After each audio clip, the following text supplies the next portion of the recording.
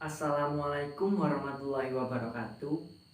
Saya Rizky Fazar dari Universitas Muhammadiyah Jember, Fakultas Pertanian, Program Studi Agribisnis.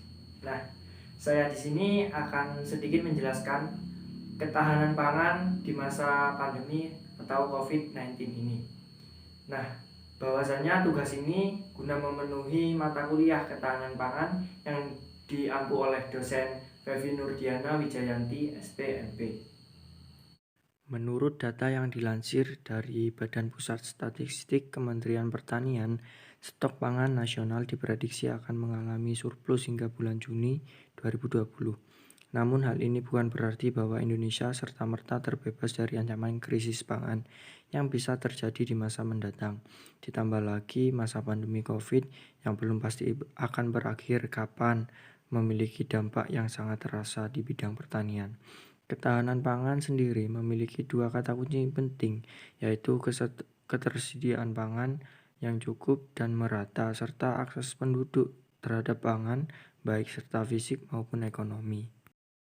Ketahanan pangan kita secara umum dapat dikatakan sedang terganggu.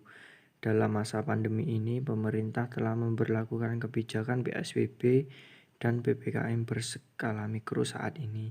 Masyarakat juga diminta untuk mengurangi kontak fisik dan melakukan pekerjaan yang tidak berkerumunan. Hal ini dapat berpengaruh pada produksi, distribusi, dan juga konsumsi pangan.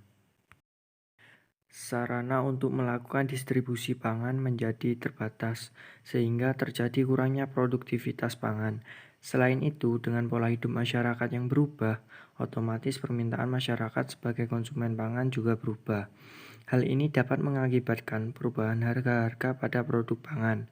Salah satu contoh yang dapat dilihat adalah ketika kebanyakan restoran dan kafe ditutup, maka permintaan bahan pangan pun menurun.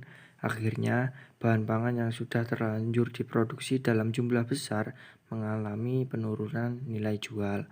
Banyak UKM yang akhirnya harus gulung tikar di tengah situasi pandemi ini, serta banyaknya pekerja yang dirumahkan juga berpengaruh pada akses ekonomi masyarakat terhadap pangan, di mana daya beli yang dimiliki masyarakat pun menurun. Jumlah produksi pangan saat ini tidak mengalami banyak perubahan dan masih dapat dikatakan aman. Permasalahan krisis pangan tetap dapat terjadi ke depannya.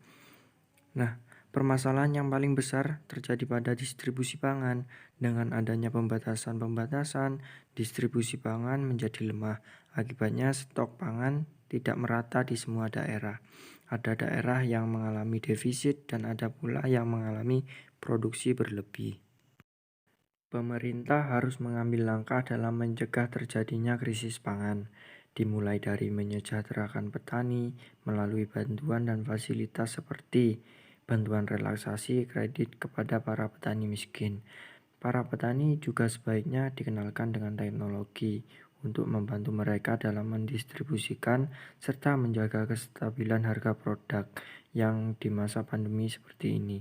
Pertanian lokal dan lumbung pangan di setiap wilayah harus dihidupkan kembali untuk membangun nasionalisme.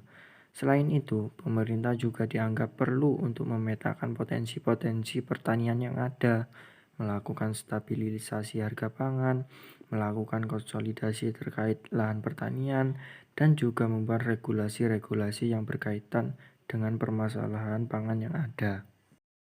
Selain peran pemerintah, masyarakat juga dapat ikut andil dalam menjaga ketahanan pangan untuk menghindari adanya krisis pangan. Masyarakat memiliki peluang untuk membangun kedaulatan dan kemandirian pangan.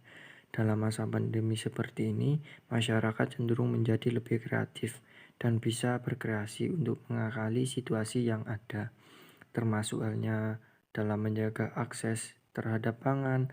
Masyarakat diharapkan memiliki kesadaran untuk melakukan penanaman mandiri, minimal untuk memenuhi kebutuhan pangannya sendiri. Ada banyak sekali cara untuk melakukan penanaman mandiri, seperti misalnya urban farming, dan juga melakukan penanaman dengan metode hidroponik dengan memanfaatkan lahan-lahan yang ada di rumah.